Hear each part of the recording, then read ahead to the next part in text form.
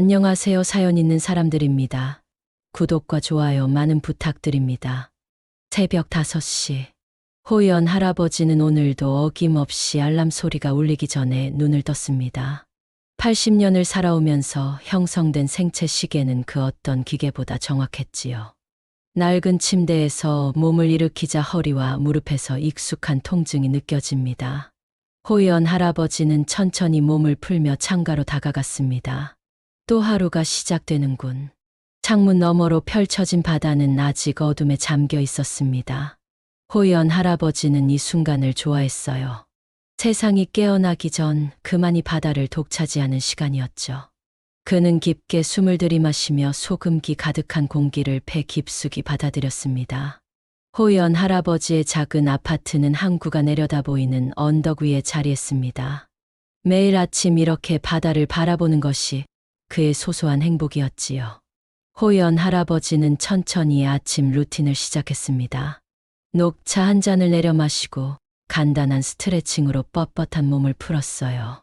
과거 훈련받았던 기술들은 이제 노인의 건강 체조로 변모해 있었습니다.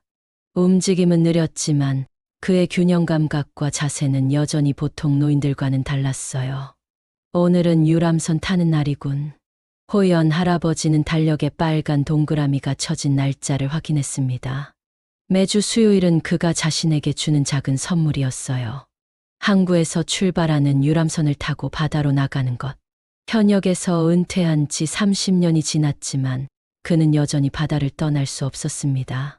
바다는 그의 과거와 연결된 유일한 통로였으니까요.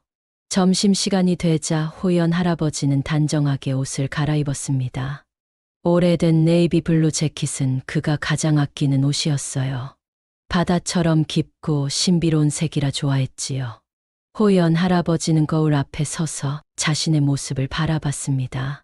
80세의 노인이라기엔 여전히 곧은 자세와 맑은 눈빛이 인상적이었어요. 세월의 흐름은 그의 등을 약간 굽히고 머리카락을 하얗게 만들었을 뿐, 그 속에 숨겨진 강인함을 완전히 지우지는 못했습니다. 그래, 이 정도면 충분하지. 집을 나서며 호연 할아버지는 습관적으로 주변을 살폈어요. 오랜 세월이 지났지만 경계심은 여전했습니다. 한때 북파공작원이었던 그의 몸에 밴 습관이죠. 위험을 감지하고 분석하는 능력은 그의 DNA에 각인된 듯했습니다. 하지만 오늘은 평화로운 날이었어요. 항구로 향하는 길에서 만나는 이웃들은 그를 친절한 강할아버지로만 알고 있었습니다. 그의 과거에 대해 아는 사람은 없었어요. 항구에 도착하자 이미 많은 관광객들이 유람선을 기다리고 있었습니다. 호연 할아버지는 조용히 줄을 서서 기다렸어요. 유람선은 그에게 특별한 의미가 있었습니다. 바다 위에서 그는 과거의 인물들, 그리고 잃어버린 또는 구하지 못했던 동료들을 떠올리곤 했지요. 슬픔이 서려 있는 추억이었지만 그것마저도 그의 일부였습니다. 어서 오세요, 강 선생님. 오늘도 정시에 오셨네요. 매표소의 젊은 직원은 항상 호연 할아버지를 반갑게 맞아주었습니다. 그는 웃으며 고개를 끄덕였어요. 유람선으로 향하는 길, 그의 발걸음은 여느 노인보다 가볍고 확신에 찬 모습이었습니다. 오늘도 평화로운 하루가 되리라 생각하며 호연 할아버지는 유람선에 올랐습니다. 유람선 푸른 바다오는 항구를 떠나 천천히 바다로 나아갔습니다. 호연 할아버지는 늘 그렇듯 갑한 가장자리에 자리를 잡았어요. 이곳에서 그는 푸른 수평선을 바라보며 과거에 잠길 수 있었습니다.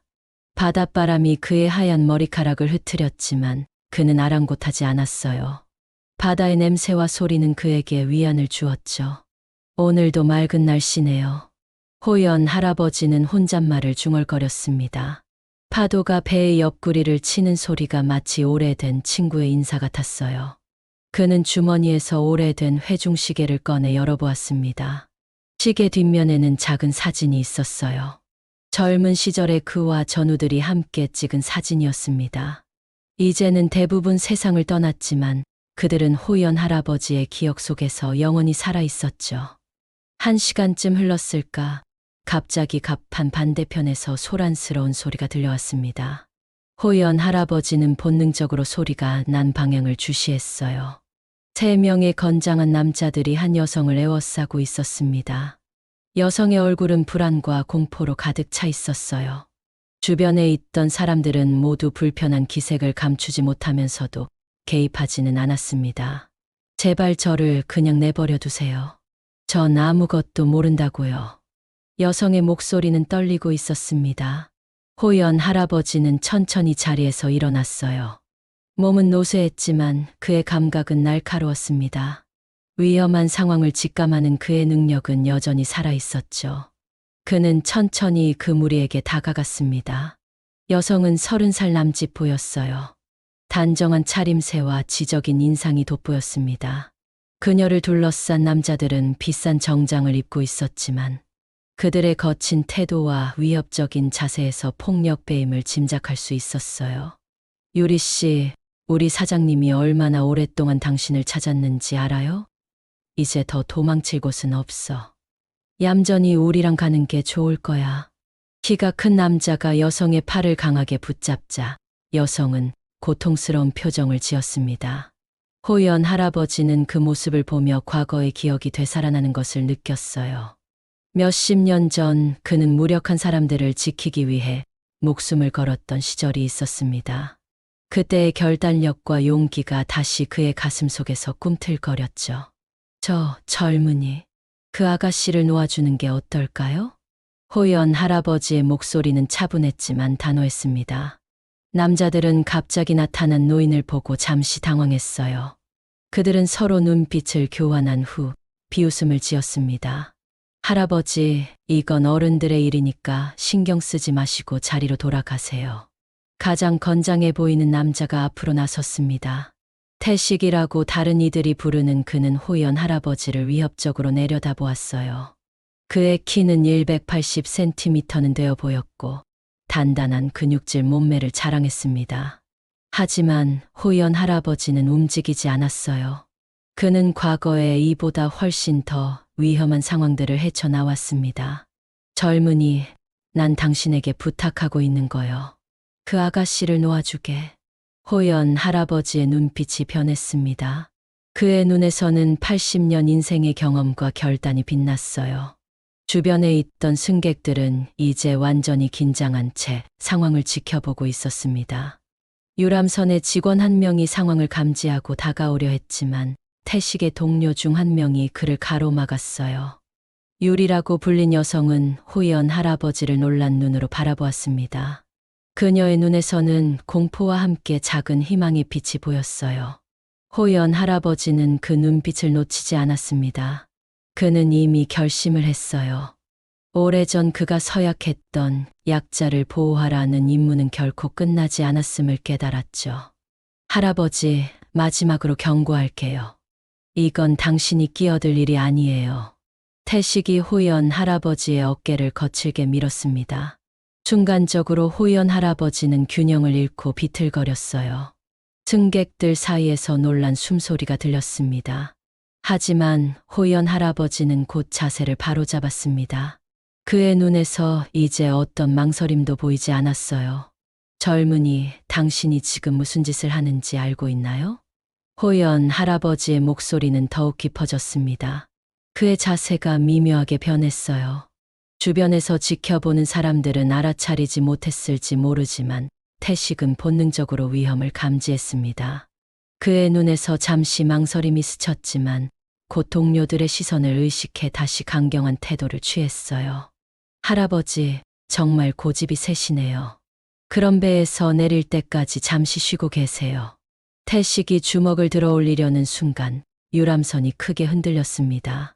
모두가 균형을 잡으려 했고 그 혼란 속에서 유리는 태식의 소나귀에서 벗어나 호연 할아버지 뒤로 물러났어요. 이제 상황은 바뀌었습니다. 호연 할아버지와 유리는 한편이 되어 3명의 남자들과 대치하게 되었습니다. 태식의 눈이 분노로 번뜩였습니다. 그의 얼굴에는 노인과 여자를 향한 경멸이 가득했어요. 다른 두 남자도 이제 완전히 호연 할아버지와 유리를 향해 몸을 돌렸습니다. 주변의 승객들은 점점 더 멀어지며 원을 그렸어요. 누구도 이 위험한 상황에 휘말리고 싶지 않았죠. 할아버지, 정말 큰 실수를 하고 계십니다. 저 여자가 어떤 사람인지 아세요? 태식은 한 발짝 앞으로 나왔습니다. 그의 목소리에는 위협이 가득했어요. 하지만 호연 할아버지는 미동도 하지 않았습니다. 유리는 그의 뒤에서 여전히 떨고 있었지만 조금씩 안정을 찾고 있었어요. 젊은이 그 여성이 누구든 이렇게 위협하는 건 옳지 않아요. 호연 할아버지의 목소리는 놀라울 정도로 단단했습니다. 노인의 몸이지만 그 안에 담긴 결단과 용기는 젊은 날의 그와 다르지 않았어요. 그의 눈은 세 명의 남자들을 번갈아 바라보며 상황을 분석했습니다. 오랜 훈련이 준 습관이었죠. 할아버지, 마지막으로 말합니다. 비키세요. 태식이 주먹을 움켜쥐었습니다. 그의 두 동료도 이제 완전히 공격 태세를 갖추었어요. 호연 할아버지는 유리에게 작게 속삭였습니다. 뒤로 더 물러서세요. 무슨 일이 있어도 제 뒤에 있어야 합니다. 유리는 놀란 눈으로 할아버지를 바라보았지만 그의 말대로 더 뒤로 물러섰어요. 그녀의 눈에는 의문과 함께 희미한 희망이 보였습니다. 이 노인이 정말 자신을 도울 수 있을까? 그런 생각이 스쳐 지나갔죠. 태식이 갑자기 호연 할아버지를 향해 주먹을 날렸습니다. 빠른 동작이었어요. 하지만 더 놀라운 일이 벌어졌습니다. 호연 할아버지는 마치 예상했다는 듯이 몸을 살짝 틀어 그 주먹을 피했어요.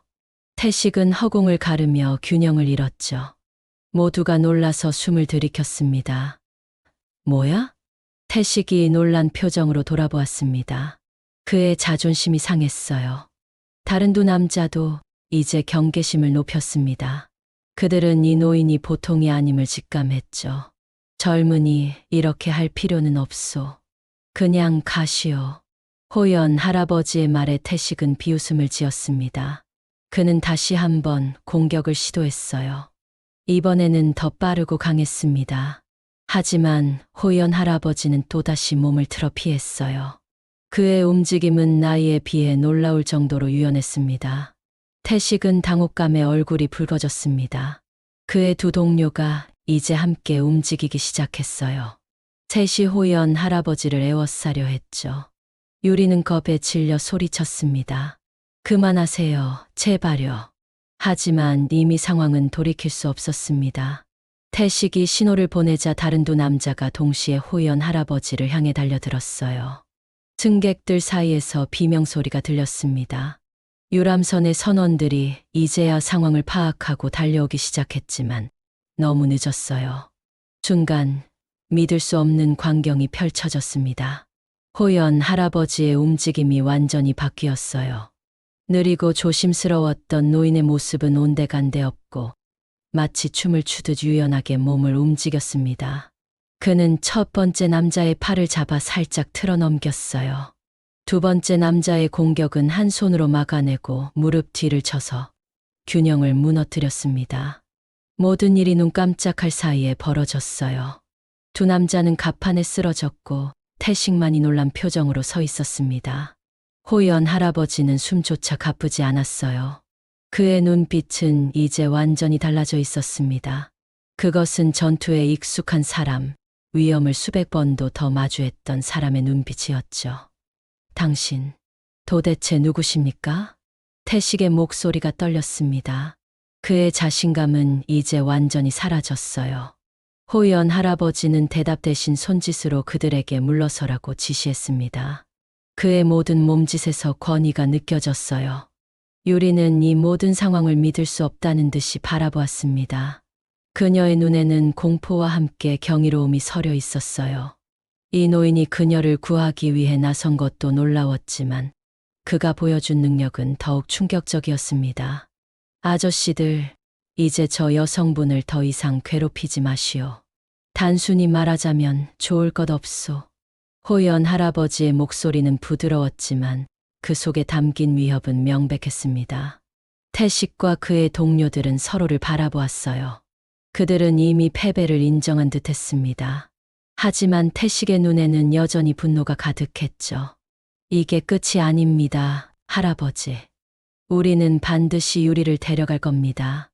사장님이 직접 나서실 테니까요. 태식은 마지막 협박을 남기고 두 동료를 데리고 갑판 반대편으로 사라졌습니다. 그들의 발걸음은 굴욕감으로 무거워 보였어요. 주변의 승객들은 이제야 안도의 한숨을 내쉬었습니다. 몇몇은 박수를 치기도 했지만 대부분은 여전히 놀라움에서 벗어나지 못한 듯했어요. 호연 할아버지는 이제 유리를 향해 몸을 돌렸습니다. 그의 표정은 다시 노인다운 자상함으로 돌아와 있었어요. 괜찮으세요, 아가씨? 유리의 눈에는 눈물이 고여 있었습니다. 그녀는 감사와 혼란이 뒤섞인 표정으로 대답했어요. 어떻게 그런 일을 하신 거죠? 당신은 도대체 누구신가요? 호연 할아버지는 미소를 지었습니다. 그의 눈에는 오랜 세월의 기억이 담겨 있었어요. 그건 긴 이야기입니다. 일단 안전한 곳으로 가는 게 좋겠군요. 유람선은 천천히 항구로 돌아가고 있었습니다. 호연 할아버지와 유리는 다른 승객들의 시선을 피해 갑판 가장 한적한 곳에 자리를 잡았어요. 바다는 여전히 평화로웠지만 두 사람의 마음은 이제 물결처럼 출렁이고 있었습니다. 호연 할아버지는 잠시 침묵을 지키며 바다를 바라보았어요. 그의 눈빛 속에는 오래된 기억들이 되살아나는 듯했죠. 정말 감사합니다. 저를 도와주셔서요. 유리의 목소리가 침묵을 깼습니다. 그녀는 여전히 떨고 있었지만 이제는 안정을 찾아가고 있었어요. 호연 할아버지는 천천히 고개를 끄덕였습니다. 도와주지 않을 수 없었소. 그런 상황을 그냥 지나칠 수는 없었지요. 그의 대답은 단순했지만 그 속에는 깊은 신념이 담겨 있었습니다. 유리는 할아버지의 얼굴을 유심히 살펴보았어요. 80년의 세월이 새겨준 주름과 하얀 머리카락 너머로 그녀는 무언가 특별한 것을 감지했습니다. 이 노인은 분명 평범한 할아버지가 아니었지요. 아까 그 일, 보통 분이 할 수 있는 일이 아니잖아요. 선생님은 누구신가요? 호연 할아버지는 잠시 침묵했습니다. 자신의 과거를 이야기하는 것은 쉬운 일이 아니었어요. 수십 년간 그는 자신의 정체를 숨기며 살아왔습니다. 그것이 그와 그의 주변 사람들을 위한 안전한 선택이었지요. 하지만 지금 이 젊은 여성에게 그는 다른 선택을 하고 싶었습니다. 나는 오래전에 특별한 임무를 수행했던 사람이요. 호연 할아버지의 목소리는 낮았지만 확실했습니다. 그는 잠시 주변을 살폈어요. 아무도 그들의 대화를 듣고 있지 않음을 확인한 후 그는 계속 이야기했습니다. 나는 북파공작원이었소. 많은 사람들이 그런 직업이 존재했다는 사실조차 모르지요. 우리는 국가를 위해 비밀리에 활동했어요.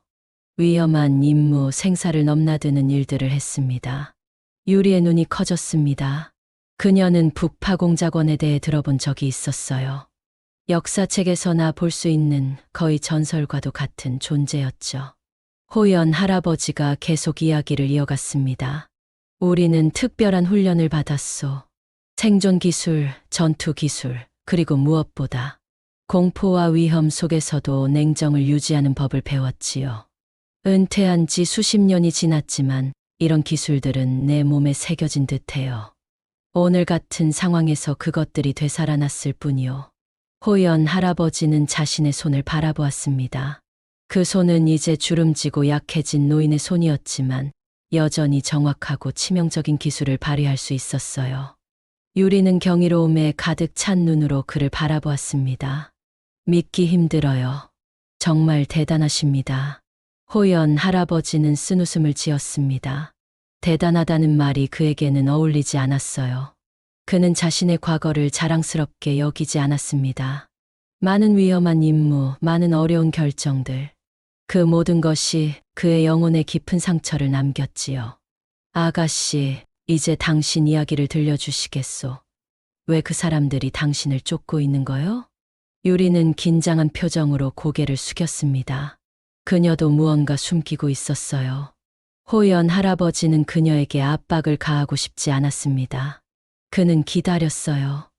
마침내 유리가 입을 열었습니다. 저는 박 사장이라는 사람의 비서로 일했어요. 그는 겉으로는 성공한 사업가처럼 보이지만 실제로는 많은 불법 사업에 연루되어 있습니다. 저는 우연히 그의 비밀 문서를 보게 되었어요. 그리고 그것이 큰 실수였죠. 유리의 목소리가 떨렸습니다. 공포와 불안이 그녀의 말 속에 느껴졌어요. 박 사장은 자신의 불법 활동이 밝혀지는 것을 원치 않아요. 그는 저를 찾아내어 침묵시키려고 합니다. 저는 지난 한 달간 도망치고 있어요. 오늘 이 유람선에서도 그들은 저를 찾아냈습니다. 호연 할아버지는 그녀의 이야기를 조용히 들었습니다. 그는 이런 상황을 잘 알고 있었어요. 권력과 금전 앞에서 정의가 짓밟히는 모습을 그는 수없이 보아왔지요. 오래전 그가 서약했던 바로 그것, 약자를 보호하고 정의를 지키는 일이 다시 그의 앞에 놓여 있었습니다. 증거가 있나요? 그 문서를? 호연 할아버지의 질문에 유리는 작은 목소리로 대답했습니다. 네, 복사본을 만들어 안전한 곳에 보관했어요. 하지만 그것만으로는 부족해요. 박 사장은 너무 강력하고 영향력이 커서 그녀의 말이 끊겼습니다. 절망감이 그녀의 얼굴에 드리워졌어요. 두려워하지 마시오.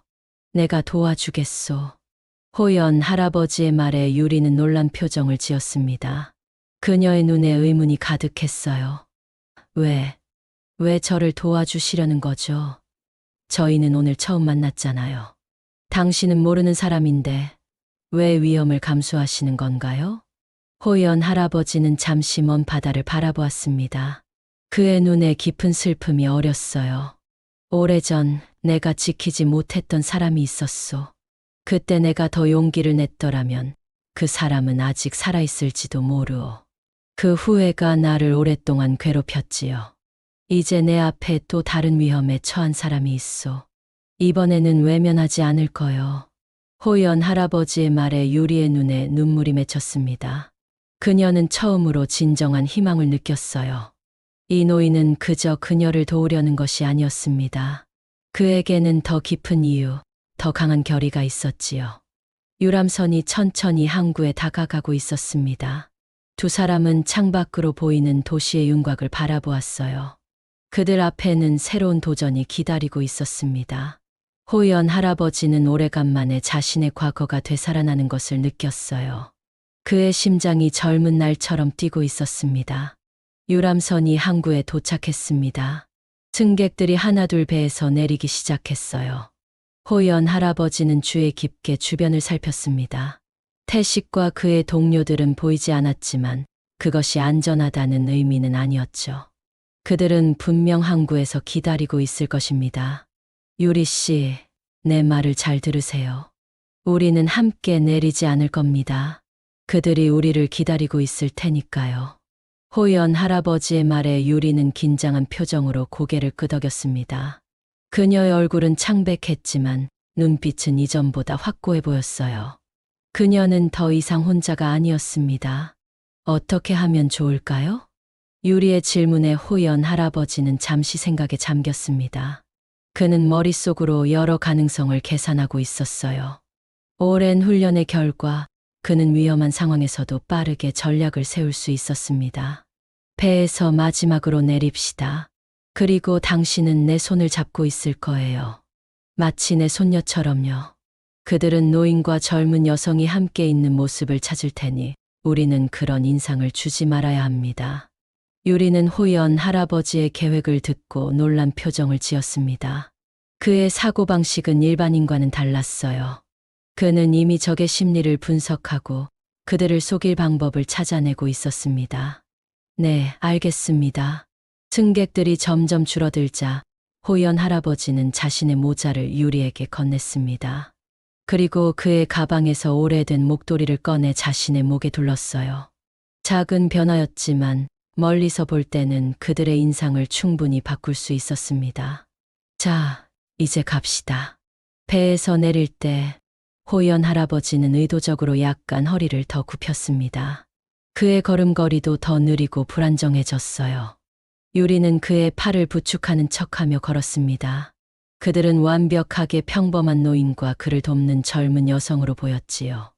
항구는 사람들로 붐볐습니다. 호연 할아버지는 계속해서 주변을 감시했어요. 그는 곧 태식의 동료 중 한 명을 발견했습니다. 그 남자는 유람선에서 내리는 사람들을 주시하고 있었어요. 오른쪽 10m 지점에 있습니다. 우리를 찾고 있어요. 놀라지 말고 자연스럽게 행동하세요. 호연 할아버지의 작은 속삭임에 유리는 긴장했지만 표정을 바꾸지 않았습니다. 그들은 천천히 그 남자 옆을 지나쳤어요. 남자의 시선이 그들에게 잠시 머물렀지만 곧 다른 사람들을 찾아보기 시작했습니다. 그들의 변장이 성공한 것이었죠. 항구를 벗어나자 호연 할아버지는 유리를 작은 카페로 안내했습니다. 그들은 구석자리에 앉았어요. 이 위치에서 그들은 입구를 볼 수 있었고 누가 들어오는지 확인할 수 있었습니다. 이제 어떻게 할 계획이세요? 유리의 질문에 호연 할아버지는 깊은 숨을 내쉬었습니다. 상황은 복잡했습니다. 박 사장은 분명 많은 인력과 자원을 가지고 있을 것이고 그들은 단둘이었어요. 하지만 호연 할아버지에게는 적들이 가지지 못한 경험과 지혜가 있었습니다. 우선 당신의 증거가 있는 곳으로 가야 해요. 그것이 우리의 가장 강력한 무기입니다. 유리는 고개를 끄덕였습니다. 그녀는 잠시 생각에 잠겼다가 말했어요. 저는 문서를 은행 대여금고에 보관했어요. 하지만 가서 찾으려면 그들이 은행을 감시하고 있을 가능성이 높습니다. 호연 할아버지는 이해한다는 듯 고개를 끄덕였습니다. 그는 자신이 직면한 상황의 복잡성을 인식하고 있었어요. 하지만 두려움은 찾아볼 수 없었습니다. 오히려 그의 눈에는 결단력이 빛났어요. 우리는 그들보다 한 걸음 앞서 있어야 해요. 유리 씨, 당신은 어디에 머물고 있나요? 유리는 잠시 망설였습니다. 그녀는 아직 호연 할아버지를 완전히 신뢰할 수 있을지 확신하지 못했어요. 하지만 그가 보여준 용기와 지혜는 그녀에게 희망을 주었습니다. 저는 지난 몇 주간 계속 장소를 옮겨 다녔어요. 지금은 역 근처의 작은 모텔에 머물고 있습니다. 호연 할아버지는 생각에 잠겼습니다. 모텔은 이미 안전하지 않을 수 있었어요. 그들은 다른 장소를 찾아야 했습니다. 내 집으로 가는 게 좋겠소. 그곳은 그들이 아직 모를 겁니다. 우리는 내일 아침 일찍 은행으로 가서 그 증거를 확보할 거예요. 유리의 눈에 놀라움이 번졌습니다. 그녀는 호연 할아버지의 제안에 감동했어요. 그는 자신의 안전까지 위험에 빠뜨리며 그녀를 돕고자 했습니다. 정말 감사합니다. 하지만 그렇게 하면 선생님도 위험해질 수 있어요. 호연 할아버지는 부드럽게 웃었습니다. 그의 웃음은 따뜻했지만 그 속에는 굳은 결의가 담겨 있었어요. 나는 이미 많은 위험을 겪어왔소. 한 번 더 해보는 것도 나쁘지 않지요. 그들은 조심스럽게 카페를 나왔습니다. 호연 할아버지는 태식과 그의 동료들이 여전히 근처에 있을 것이라고 생각했어요. 그는 유리를 인적이 많은 거리로 안내했습니다. 그들은 군중 속에 섞여 움직였어요. 택시를 타는 건 위험해요. 대중교통을 이용하는 게 좋겠습니다. 호연 할아버지는 그들을 지하철역으로 안내했습니다. 그는 계속해서 주변을 살폈어요. 아직까지는 그들을 따라오는 사람이 없어 보였습니다. 하지만 그는 방심하지 않았어요. 경험상 위험은 항상 가장 예상치 못한 순간에 찾아오는 법이었습니다. 지하철 안에서 호연 할아버지는 유리에게 작은 이야기를 들려주었습니다. 그의 과거, 북파 공작원으로서의 삶, 그리고 은퇴 후의 고요한 일상에 대해서요. 유리는 호기심 가득한 눈으로 그 이야기를 들었습니다. 그녀에게 호연 할아버지는 마치 소설 속 인물처럼 느껴졌어요. 선생님, 정말 대단하십니다. 그런 삶을 살아오셨다니. 호연 할아버지는 쓴웃음을 지었습니다. 그의 눈에는 오래된 슬픔이 깃들어 있었어요. 대단하지 않소. 나는 그저 내가 해야 할 일을 할 수 있는 방식으로 했을 뿐이요. 그 과정에서 많은 것을 잃기도 했지요. 그의 말에 유리는 조용히 고개를 숙였습니다. 그녀는 호연 할아버지의 희생과 용기를 이해하기 시작했어요. 그들은 침묵 속에서 지하철이 멈추기를 기다렸습니다. 어둠이 내리기 시작할 무렵 호연 할아버지와 유리는 작은 아파트에 도착했습니다. 항구가 내려다 보이는 언덕 위의 오래된 건물이었어요. 호연 할아버지는 주변을 살핀 후 유리를 안으로 안내했습니다. 그의 집은 단출했지만 정갈했어요. 벽면에는 오래된 사진 몇 장이 걸려 있었고 책장에는 역사와 철학 관련 서적들이 빼곡히 꽂혀 있었습니다. 작지만 내 집이요. 편하게 있으시오. 호연 할아버지는 유리에게 소파를 권했습니다. 그는 부엌으로 가서 차를 준비하기 시작했어요. 유리는 주변을 둘러보았습니다. 이 작은 공간은 호연 할아버지의 인생을 조용히 말해주고 있었어요. 선반 위에는 군인 시절의 사진들이 놓여 있었고 한쪽 구석에는 오래된 무술훈련 도구가 자리하고 있었습니다. 여기서 얼마나 사셨어요? 유리의 질문에 호연 할아버지는 차를 들고 돌아오며 대답했습니다. 20년 정도 되었소. 은퇴 후에 이곳에 정착했지요. 바다가 보이는 이 장소가 마음에 들었어요. 그는 창가로 다가가 커튼을 조심스럽게 닫았습니다. 그의 모든 행동에는 여전히 경계심이 묻어났어요. 세월이 흘러도 그의 본능은 살아있었습니다. 내일은 일찍 움직여야 해요. 은행이 열리자마자 가는 게 좋겠소. 그때가 사람들이 가장 적고 그들도 준비가 덜 되어 있을 테니까요. 유리는 고개를 끄덕였습니다. 그녀의 얼굴에는 피로가 역력했어요. 지난 몇 주간의 도피 생활이 그녀를 지치게 했던 것이 분명했습니다. 좀 쉬는 게 좋겠소. 저 방을 사용하세요. 나는 소파에서 자면 됩니다. 호연 할아버지의 말에 유리는 고개를 저었습니다. 그녀는 이 노인에게 더 이상의 불편을 주고 싶지 않았어요. 아니에요. 제가 소파에서 자겠습니다. 선생님 방을 빼앗을 수는 없어요. 호연 할아버지는 미소를 지었습니다. 그는 유리의 고집을 이해했어요. 그녀의 의지가 대단하다고 생각했습니다. 좋소. 하지만 이불과 베개는 충분히 가져다 드리겠소. 그는 방으로 가서 필요한 것들을 가져왔습니다. 유리는 감사의 마음을 표하며 그것들을 받았어요. 호연 할아버지는 작은 부엌 쪽으로 향했습니다. 간단한 저녁을 준비하겠소. 오늘은 긴 하루였으니 뭔가 먹어야 할 거요. 유리는 호연 할아버지의 배려에 감동했습니다. 그녀는 오랜만에 누군가의 보호 아래 있다는 안도감을 느꼈어요. 지난 몇 주간 그녀는 항상 혼자였고 항상 두려움 속에 살았습니다. 하지만 지금 이 노인의 작은 아파트에서 그녀는 처음으로 안전함을 느꼈지요. 식사를 하는 동안 그들은 내일의 계획을 세웠습니다. 호연 할아버지는 은행에서의 모든 가능성을 고려했어요. 그는 여러 대안 경로와 비상 계획까지 생각했습니다. 유리는 그의 치밀함에 놀랐어요. 선생님은 정말 모든 것을 생각하시는군요. 호연 할아버지는 담담하게 대답했습니다. 이것이 내가 살아남을 수 있었던 이유요. 항상 한 걸음 더 앞을 보고 최악의 상황에 대비하는 것. 그것이 내가 배운 교훈이었소. 식사를 마친 후 유리는 소파에 앉아 창밖을 바라보았습니다. 이제는 완전히 어두워진 바다 위로 달빛이 비쳤어요. 그녀의 얼굴에는 복잡한 감정이 스쳐 지나갔습니다. 제가 박 사장의 비서로 일하기 시작했을 때 저는 그저 좋은 직장을 얻었다고 생각했어요. 그는 겉으로는 존경받는 사업가였으니까요.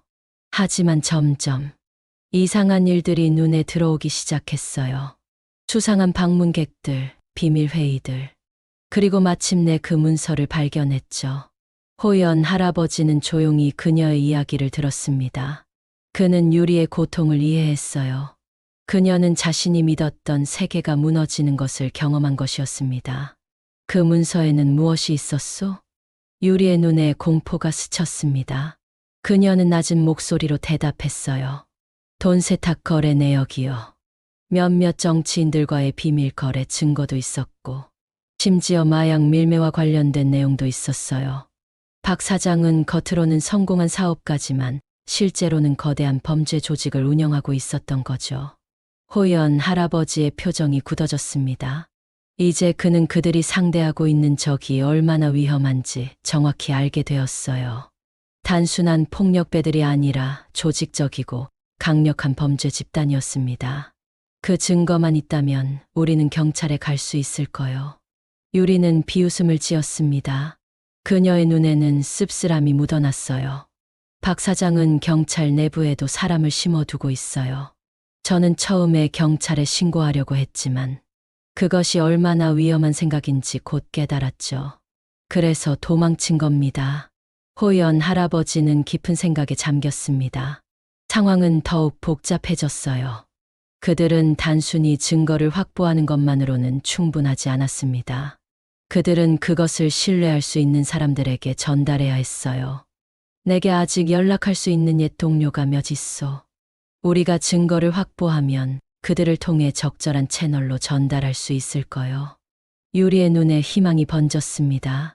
호연 할아버지의 말은 그녀에게 새로운 가능성을 열어주었어요.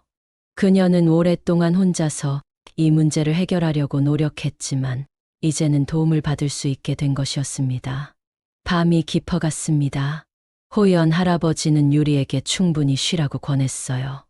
내일은 중요한 날이 될 것이기 때문입니다.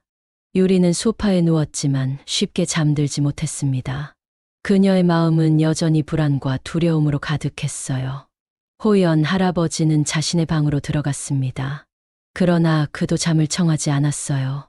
그는 창가에 앉아 항구의 불빛을 바라보았습니다.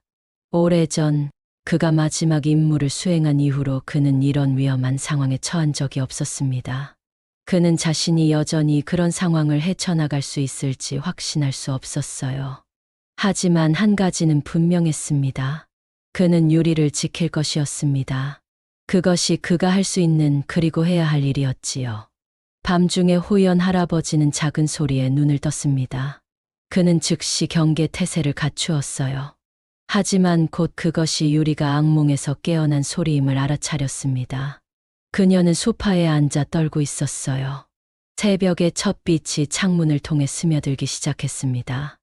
호연 할아버지는 이미 깨어나 준비를 마쳤어요.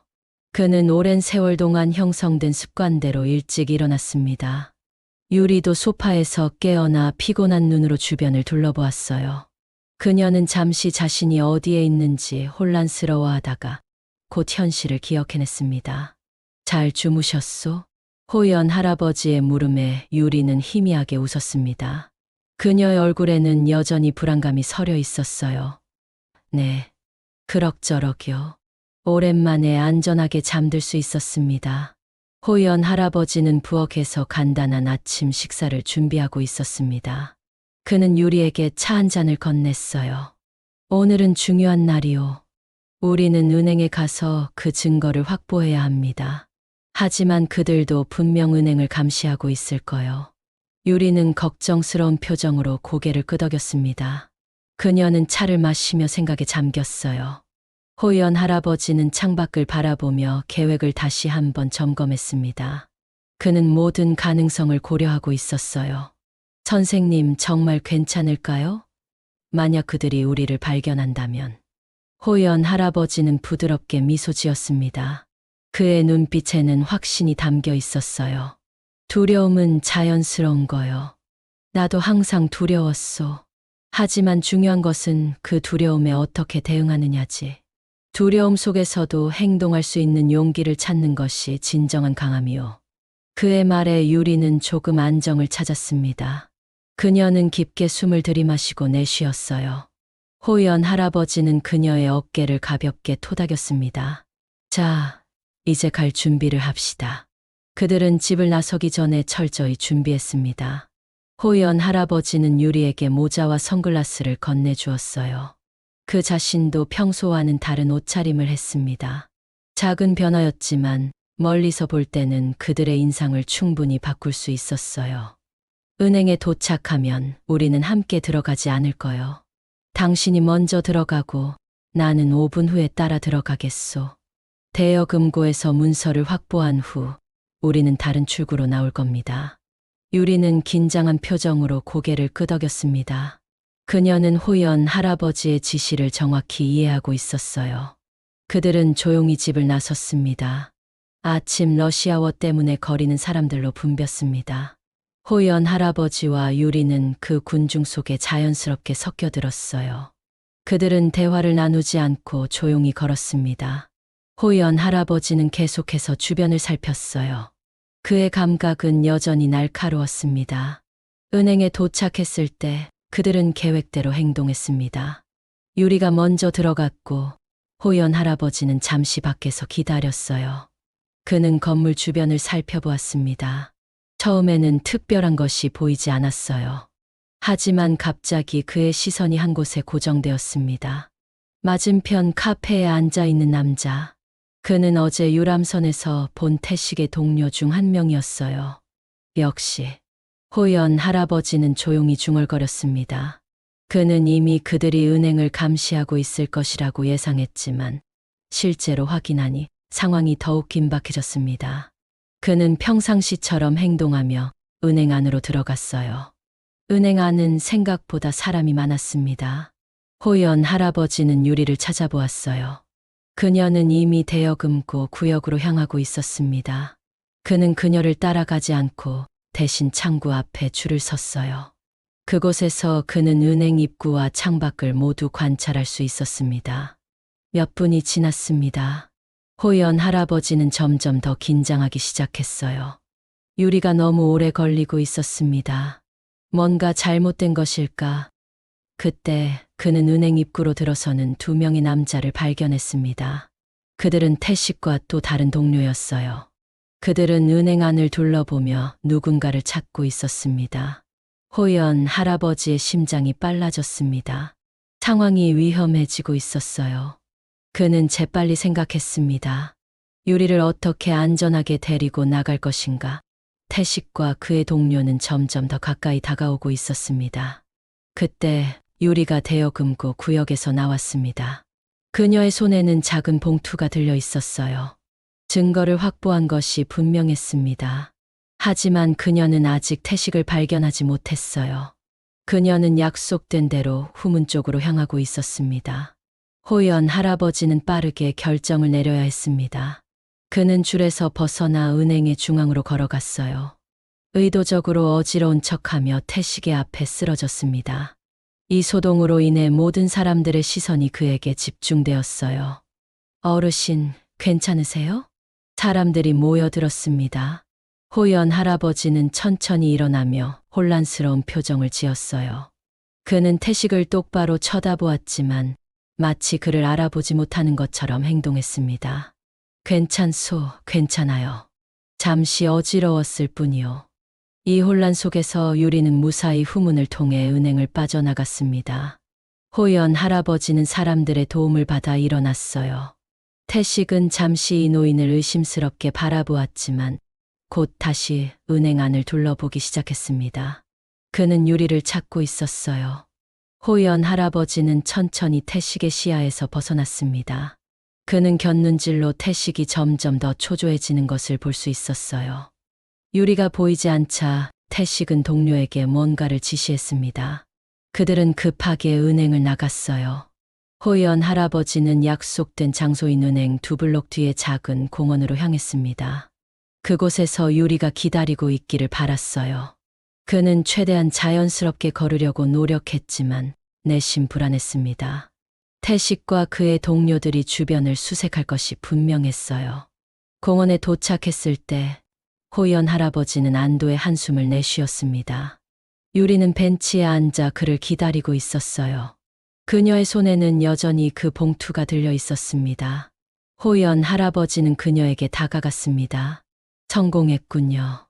유리는 긴장한 미소를 지었습니다. 그녀의 얼굴은 창백했지만 눈빛은 결연했어요. 네, 모든 증거가 여기 있어요. 이제 어떻게 해야 할까요? 호연 할아버지는 주변을 살폈습니다. 아직은 안전해 보였지만 그들은 계속 움직여야 했어요. 이제 우리는 이 증거를 안전한 곳으로 가져가야 해요.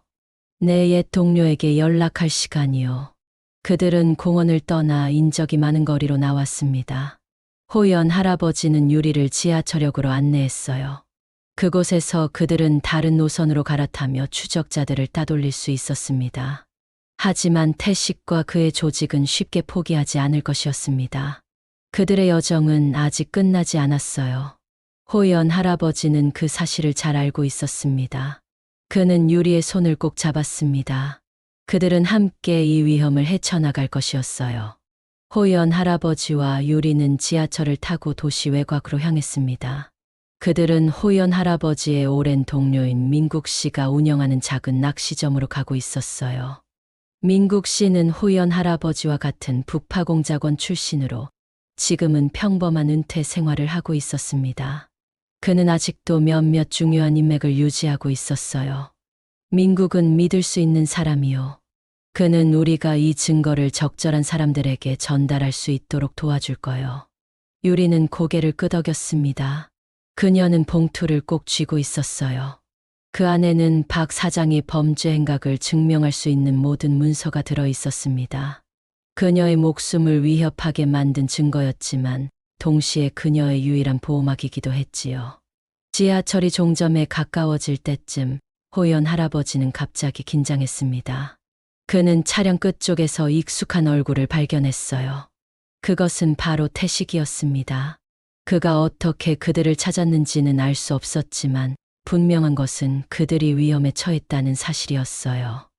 유리 씨, 조용히 들으시오. 우리가 발견되었소. 태식이 저 끝에 있어요. 유리의 얼굴이 창백해졌습니다. 그녀는 본능적으로 뒤를 돌아보려 했지만 호연 할아버지가 그녀의 손을 꼭 잡았어요. 돌아보지 마시오. 자연스럽게 행동해야 해요. 다음 역에서 내리도록 합시다. 지하철이 다음 역에 도착했을 때 호연 할아버지와 유리는 재빨리 문으로 향했습니다. 그들은 사람들 속에 섞여 플랫폼으로 나왔어요. 호연 할아버지는 뒤를 살펴보았습니다. 태식도 그들을 따라 내리고 있었어요. 그리고 이번에는 혼자가 아니었습니다. 2명의 건장한 남자들이 그와 함께 있었어요. 서두르시오.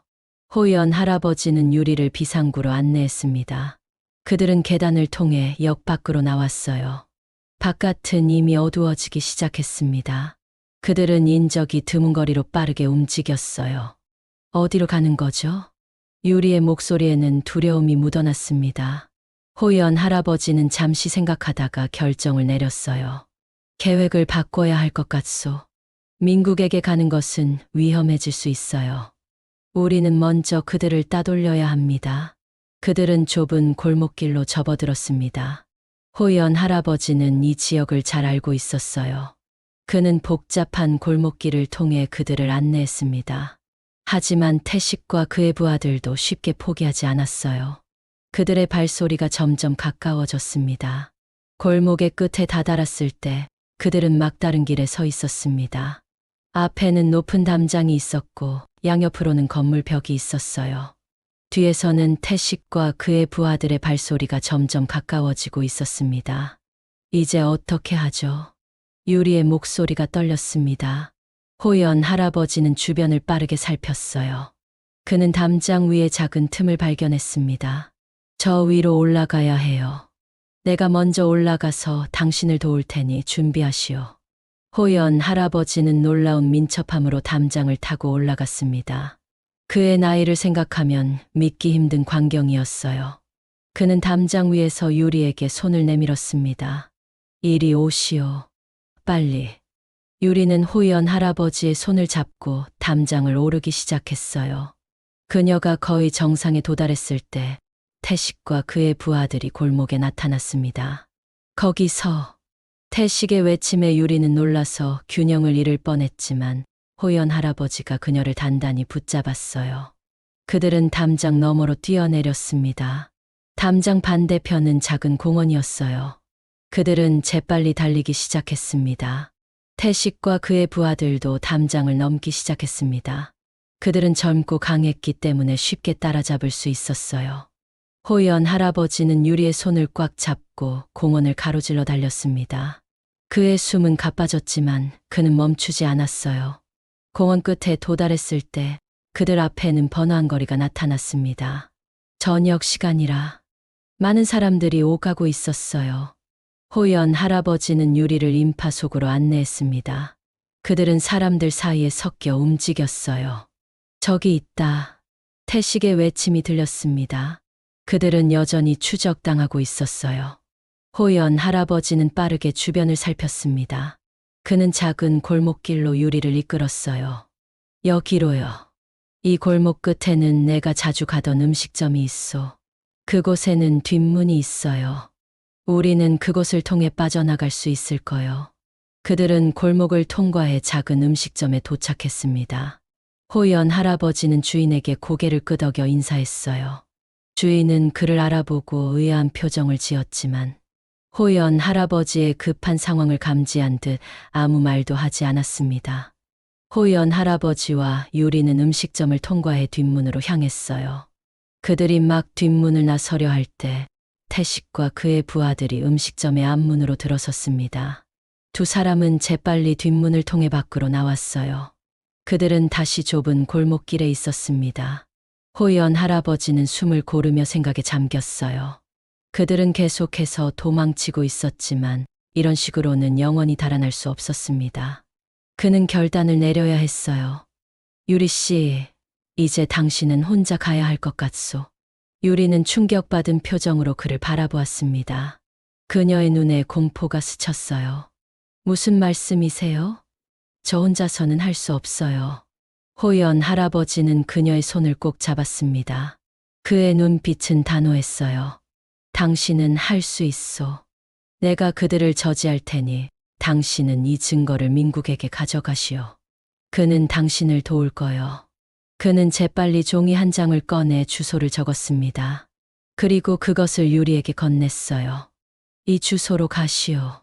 민국에게 내 이름을 말하면 그는 당신을 도울 거요. 유리의 눈에 눈물이 고였습니다.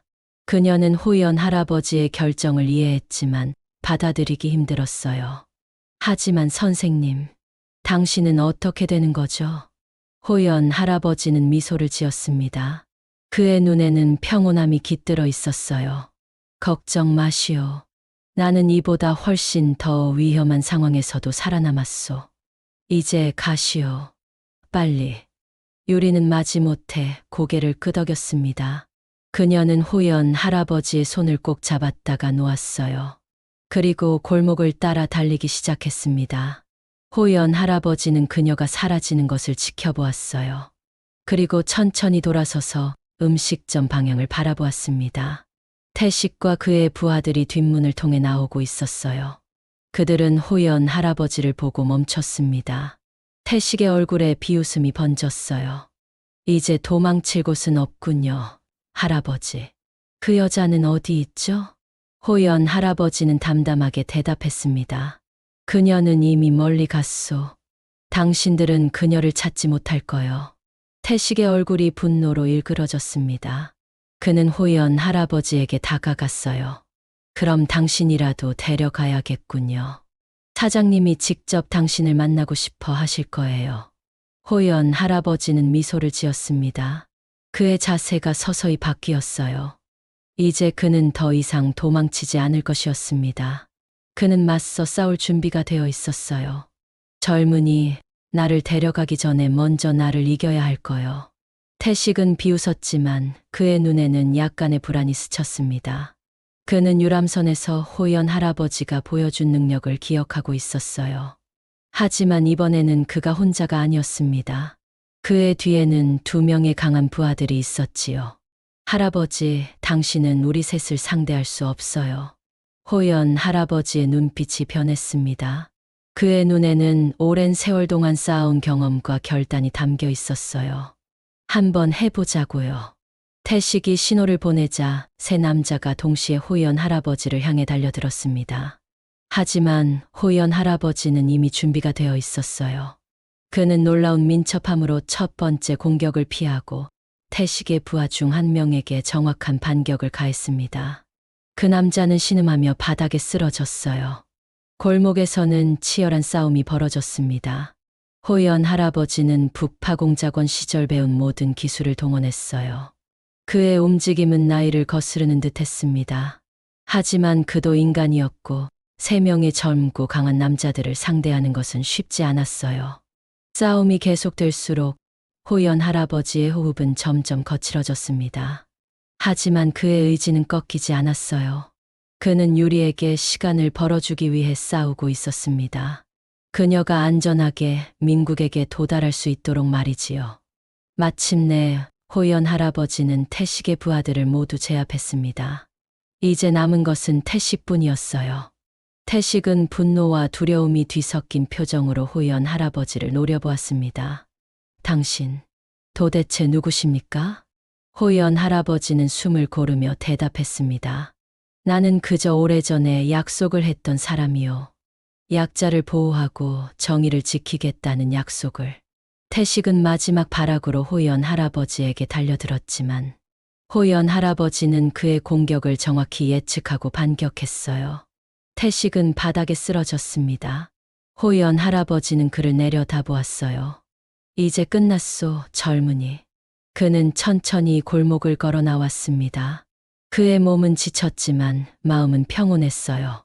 그는 자신의 임무를 완수했습니다. 유리는 안전할 것이고 그녀가 가진 증거는 적절한 사람들에게 전달될 것이었습니다. 며칠 후 호연 할아버지는 다시 유람선에 올랐습니다. 그는 항상 그랬듯이 갑판 가장자리에 서서 바다를 바라보았어요. 뉴스에서는 박 사장의 체포 소식이 보도되고 있었습니다. 유리가 제공한 증거가 결정적인 역할을 했다고 했어요. 호연 할아버지의 입가에 미소가 번졌습니다. 그는 바다를 바라보며 깊은 숨을 들이마셨어요. 이제 그의 마음은 오랜만에 진정한 평화를 찾은 듯 했습니다. 그는 더 이상 과거에 갇혀 있지 않았어요. 그는 다시 한번 자신의 가치와 능력을 증명했고, 무엇보다 중요한 것은 그가 다시 한번 약속을 지켰다는 것이었습니다. 바다는 여전히 그의 앞에 넓게 펼쳐져 있었고, 호연 할아버지의 얼굴에는 햇빛이 비추고 있었습니다. 그의 앞에는 새로운 하루, 새로운 삶이 기다리고 있었어요.